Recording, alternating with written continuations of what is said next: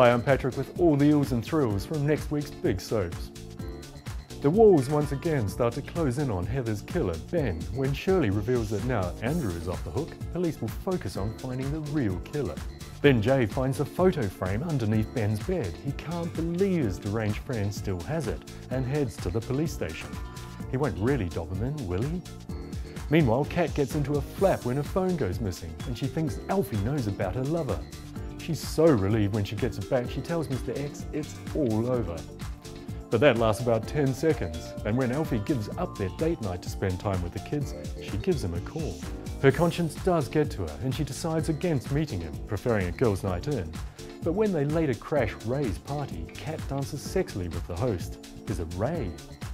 Masood's brother AJ visits, but Maz does his best to keep him out of sight. Zainab thinks he's a wrong-in.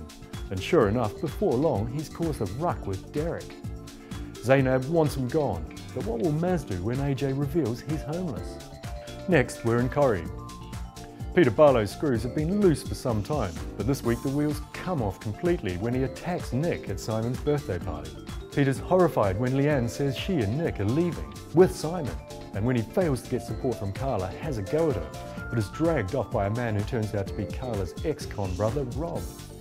Peter hits the bottle when Leanne refuses to let him see Simon, while Rob convinces Carla to ignore her doubts and hire him at the factory. Carla realises she and Peter are completely over when she returns home to find him drunk, and he orders her out. And Leanne puts the boot in and tells him there's nothing left between them.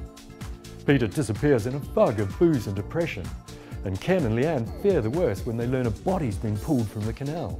It's not Peter, but when Leanne later goes to collect Simon from school, she discovers he's already collected him, and it looks like an abduction. Tyrone and Kirsty return from the lakes all loved up, but that doesn't last long when she experiences a false labour. Kirsty's furious when she discovers he ignored her emergency calls because he was helping out Fizz and flings his dinner against the wall. Finally, it's Emmerdale. Lisa is very worried when Zach returns home, not least because the loan sharks are circling and give him 48 hours to pay up in full. He searches in vain for the buried money, then calls them to say he has their cash. What's he playing at? Belle's confused and hides in the van. Zach tells them to do their worst because he hasn't got their money, and a petrified Belle is rumbled when she rings Lisa. Charity and Lisa head off in search of the pair, and when they find them, Belle lies that they've hit her and they back off.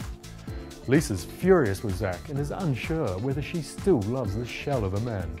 Marlon leads the hunt for Ashley and finds him facing off the homeless pair who robbed him. He insists on taking the broken vicar back to his. But there is hope. Sandy visits and is ready to heal their rift, while Laurel tells him he can see the children. Alicia comes clean to David that they didn't need to marry, but she went ahead because she loves him. He's furious, but blames himself when she's later sent down.